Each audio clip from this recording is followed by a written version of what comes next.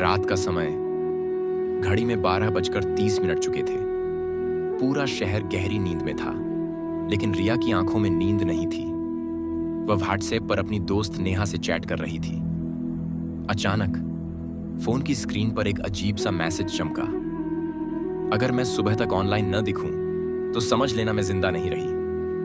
रिया ठिठक गई। उसने हंसकर जवाब दिया, फिर मत दिखना, कल एग्जाम है। लेकिन अगले ही पल नेहा की प्रोफाइल फोटो गायब हो गई। स्टेटस भी हट गया और फोन स्विच ऑन हो गया। रिया के रोंगटे खड़े हो गए।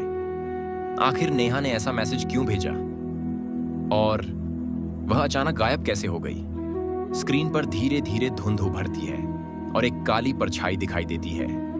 तभी स्क्रीन ब्लैक हो जाती है। अब क्या होगा? सच में कुछ अनहोनी हुई है या यह सिर्फ एक मजाक था? जानने के लिए देखते रहिए। व्हाट्सएप का आखिरी मैसेज एक्शन और ट्विस्ट के साथ शहर में आधी रात का समय था। घड़ी में 12:30 चुके थे। ठंडी हवा चल रही थी और चारों ओर सन्नाटा पसरा हुआ था। ज्यादातर लोग गहरी नींद में थे, लेकिन रिया और नेहा हमेशा की तरह व्हाट्सएप पर चैट कर रही थी। यार, ये एग्जाम्स कब खत्म होंगे? रिया ने मैसेज किया। बस 2 दिन और, फिर चैन की सांस लेंगे, नेहा ने जवाब दिया। बातें चल ही रही थीं कि अचानक नेहा का एक अजीब सा मैसेज आया। अगर मैं सुबह तक ऑनलाइन न दिखूं, तो समझ लेना मैं जिंदा नहीं रही। रिया को लगा कि नेहा मजाक कर रही थी, लेकिन जब उसने जवाब दिया, फिर मत दिखना, कल एग्जाम है, तो अगले ही सेकंड एक और मैसेज आया। रिया प्लीज मुझे बचा लो, कोई मुझे लेने आ रहा है। रिया ने तुरंत नेहा को कॉल किया, लेकिन फोन स्विच ऑफ था। अचानक नेहा की प्रोफाइल फोटो गायब हो गई। स्टेटस भी हट गया। अब रिया का दिल जोर जोर से धड़कने लगा। रिया फौरन अपनी बाइक उठाकर नेहा के घर जाने के लिए निकल पड़ी। रास्ते में माहौल अजीब था। स्ट्रीट लाइट्स झपक रही थीं और उसे महसूस हुआ कि कोई पीछे बाइक पर उसका पीछा कर रहा था। रिया ने अपनी बाइक की स्पीड बढ़ा दी, लेकिन तभी उसने अपनी रियर व्यू मिरर में देखा। एक काली परछाई हवा में तैरते हुए उसी स्पीड से उसका पीछा कर रही थी। रिया ने झटके से बाइक मोड़ी और एक छोटे गली में घुस गई। लेकिन जैसे ही वह नेहा के घर पहुंची, उसकी बाइक अचानक अपने आप बंद हो गई। नेहा का घर एक पुरानी इमारत में था। जैसे ही रिया वहां पहुंची, उसने देखा कि दरवाजा आधा खुला हुआ था।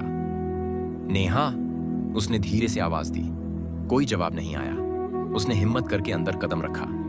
घर के अंदर अजीब सी ठंडक थी। पूरा कमरा अंधेरे में डूबा हुआ था। फिर उसने देखा नेहा अपने बिस्तर पर बेहोश पड़ी थी। उसके हाथ में एक पुराना तावीज था। तभी अचानक रिया के फोन पर एक नोटिफिकेशन आया। जो दिख रहा है उस पर भरोसा मत कर, नेहा के अंदर कुछ है।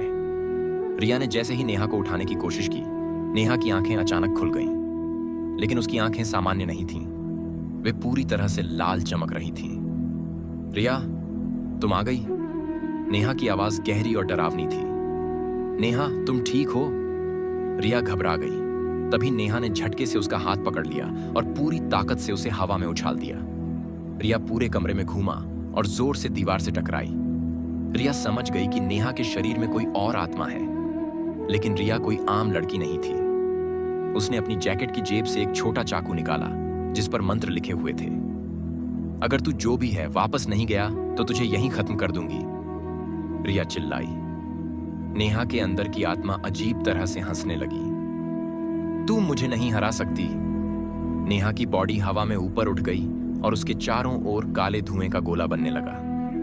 रिया ने तुरंत चाकू फेंका, लेकिन नेहा ने एक हाथ के इशारे से उसे हवा में रोक दिया। तभी रिया के फोन पर एक और मैसेज आया। रिया, अब भागो। जो भी तावीज नेहा के हाथ में है, उसे तोड़ दो। रिया को समझ आ गया कि यह अनजान नंबर किसी मददगार का था। उसने झटपट नेहा के हाथ से तावीज खींचा और उसे तोड़ दिया। जैसे ही तावीज टूटा, नेहा जोर से चीखी और उसके शरीर से एक काली परछाई निकलकर हवा में घुल गई। नेहा जमीन पर गिर गई और धीरे धीरे उसकी आंखें फिर से सामान्य हो गईं। नेहा को होश आया। रिया, ये सब क्या था? रिया ने राहत की सांस ली, लेकिन तभी उसका फोन फिर से बज उठा। अभी खत्म नहीं हुआ, अगला नंबर तुम्हारा है। रिया का चेहरा एकदम सफेद पड़ गया। पूरा वीडियो देखने के लिए आपका धन्यवाद। चैनल को सब्सक्राइब करें और वीडियो को लाइक करें।